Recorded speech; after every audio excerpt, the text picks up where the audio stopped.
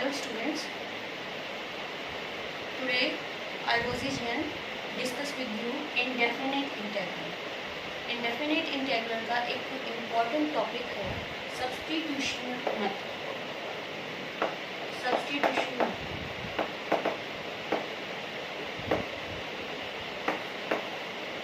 Maximum number of times इस method को use किया जाता है indefinite integral को solve करने के लिए.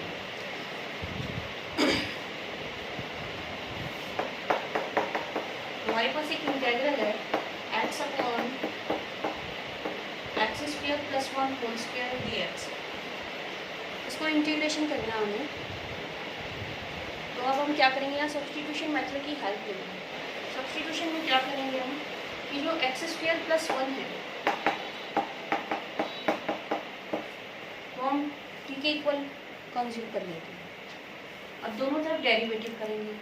दोनों जब डेरिवेटिव करेंगे तो एक्स स्क्वायर का डेरिवेटिव आएगा 2x dx. 1 का क्या हो गया विद रिस्पेक्ट टू t 0 हो गया और dt का रहेगा t का dt. यहाँ जो डिफरेंशिएशन चल रहा है वो विद रिस्पेक्ट टू t चल रहा है.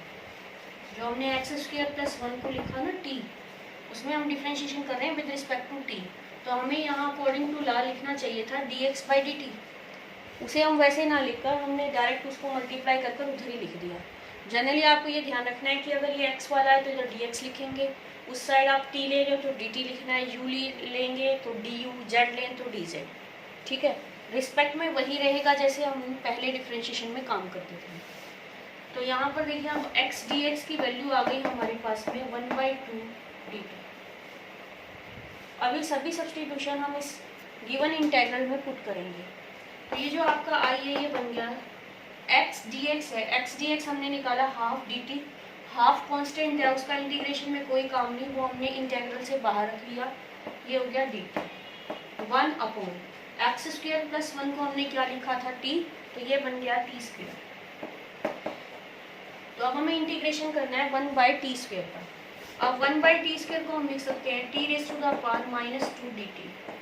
इसका इंटीग्रेशन करने के लिए हम लेंगे पावर रूल की हेल्प. जैसे डिफरेंशिएशन में पावर रूल होता है उसी तरह से इंटीग्रेशन में भी पावर रूल होता है. डिफरेंशिएशन में पावर रूल में जो पावर्स हैं वो सब्ट्रैक्ट की जाती हैं, जबकि इंटीग्रेशन जो एंटी डेरिवेटिव किया जाता है उसमें पावर्स ऐड की जाती हैं. तो यहाँ पर देखो आपकी पावर जो है t की वो क्या है -2 है, तो उसमें 1 ऐड कर दीजिए. अब -2 में हम 1 ऐड करेंगे तो कितना आएगा, -1 आएगा. और यही -1 से आप डिवाइड करेंगे और प्लस में हम लगाएंगे c. c is the constant of integration.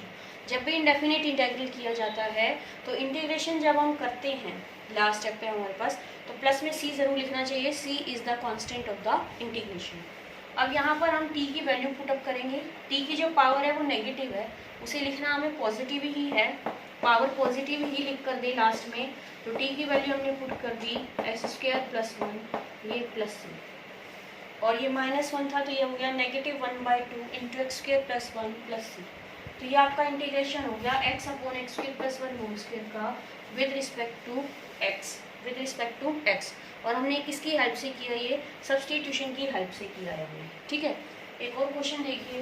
Next हमारे पास जो इंटीग्रल है वो है 1/√x cos of √x dx. हमें इसे इंटीग्रेट करना है. इसको इंटीग्रेट करने के लिए भी हम इंटीग्रेशन की हेल्प लेते हैं. देखो हमने √x को t पुट कर लिया. अब हम दोनों तरफ डिफरेंशिएशन स्टार्ट करें तो √x का डिफरेंशिएशन होगा 1/2√x dx और t के लिए हम लिखेंगे dt. हो गया डिफरेंशिएशन. अब डिफरेंशिएशन करने के बाद देखो जितनी रिक्वायरमेंट है आपको चाहिए 1/√x dx. 1/√x dx तो क्या एक्स्ट्रा 2 को हम इधर ले आते हैं. तो 1/√x dx कितना बन गया आपका 2 dt बन गया. अभी जितनी भी सब्स्टिट्यूशन हमने की है ये हम इंटीग्रल में पुट करेंगे. तो i की वैल्यू आ गई आपके पास में 1/√x dx जो था वो बन गया 2 dt. 2 कांस्टेंट है, उसका इंटीग्रेशन में कोई काम नहीं, वो बाहर रख लिया हमने. ये हो गया dt. और ये हो जाएगा आपका cos √x किससे रिप्लेस करेंगे, t से. तो अब हमें किसका इंटीग्रेशन करना है, cos t का इंटीग्रेशन करना है. अब cos t का इंटीग्रेशन कितना होगा, sin t, डेरिवेटिव होता है माइनस साइन और इंटीग्रेशन होता है प्लस साइन कोस का, और प्लस में क्या आ जाएगा c। और फिर से हमें जो t है वो रिप्लेस करना है, एट लास्ट आंसर हमें वही जनरल जो आपका वेरिएबल होगा उसी में देना होगा। जैसे स्टार्टिंग में वेरिएबल क्या चल रहा है, x चल रहा है ना, तो अब हम t को रिप्लेस कर देंगे किससे, रूट x से, तो इसका इंटीग्रेशन हो जाएगा 2 sin root x plus c। अब इसी सब्स्टिट्यूशन मेथड में हमारे पास दो मेन जो हैं डायरेक्ट मेथड आते हैं, जिनमें हम वो सब्स्टिट्यूशन के ही दो पार्ट्स कहे जाएंगे।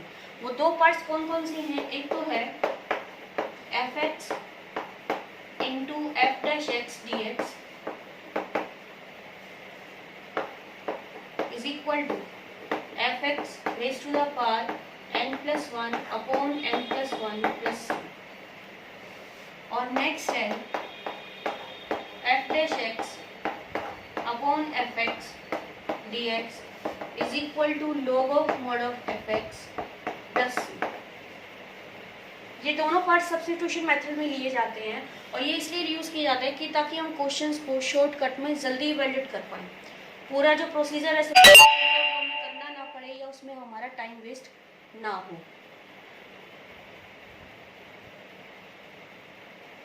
अब हम देखो इसका जो एग्जांपल है वो देखिए आप, जैसे कि हमारे पास है √3 plus log x √1 plus log x upon x dx।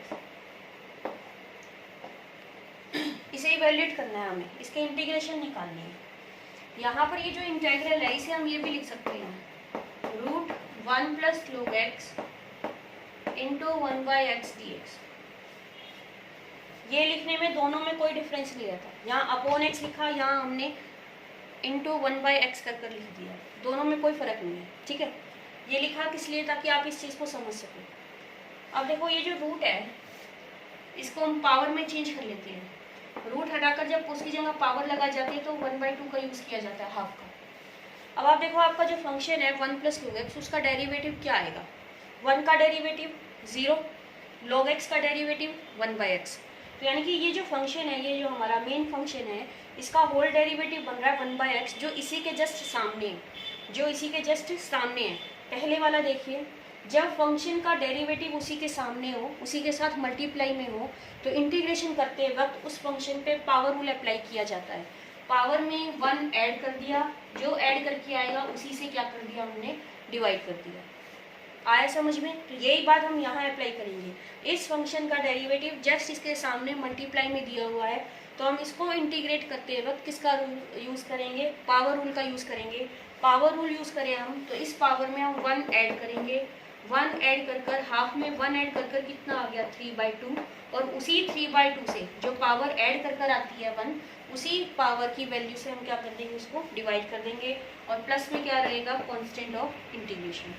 अब ये जो 3/2 है ये रिवर्स होकर आप लिखेंगे, तो ये लिखेंगे 2/3 1 plus log x raise to the power 3/2 plus.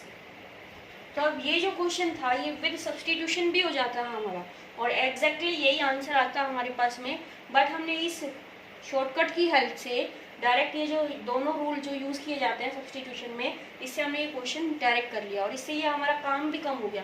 पहले हम सब्स्टिट्यूशन शो करते फिर अप्लाई करते, करना वही था हमें, तो इस तरह से ये ईजी रहता है, हमारे काम को जो है काफ़ी कम कर देता है ये। नेक्स्ट क्वेश्चन देखो, और इसी की हेल्प में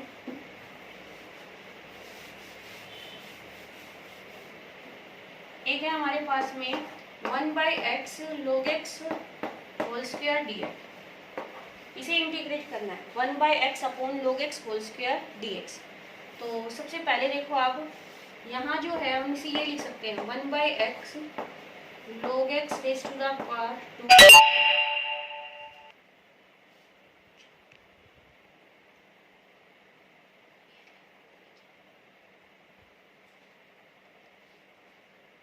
1/x, और ये हो गया log x होल स्क्वायर। इसमें सबसे पहले देखो आप जो आपका फंक्शन है मेन वो है log x।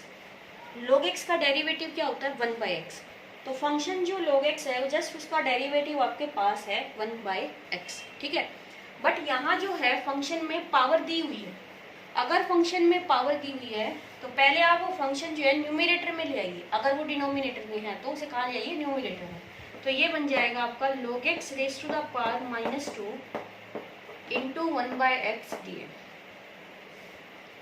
अभी सेम प्रीवियस क्वेश्चन की तरह से हो गया कि फंक्शन का डेरिवेटिव जस्ट उसके सामने है, उसी के साथ मल्टीप्लाई में है, तो इंटीग्रेशन करते वक्त हम उस पर क्या अप्लाई करेंगे, पावर रूल अप्लाई करेंगे। और पावर रूल क्या होगा कि पावर में हम 1 ऐड करके लिखेंगे।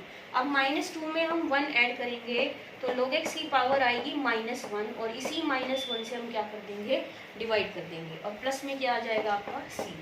तो ये आपका होल इंटीग्रल कितना बन जाएगा, -1 अपॉन log x और प्लस, ठीक है।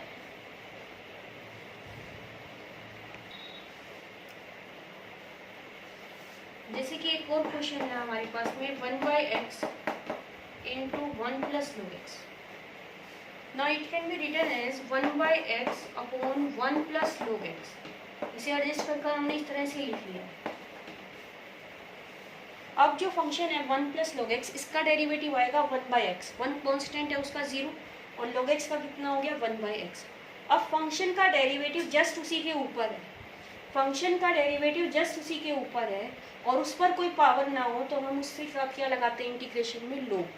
तो अब देखो इस फंक्शन में भी कोई पावर नहीं है और इसका डेरिवेटिव इसी के ऊपर दिया हुआ है, तो इसको इंटीग्रेट जब हम करेंगे तो इसके साथ हम किसका यूज़ करेंगे, log का यूज़ करेंगे। तो ये आ गया log of mode of 1 plus log x और प्लस में क्या आ गया आपका c, ठीक है।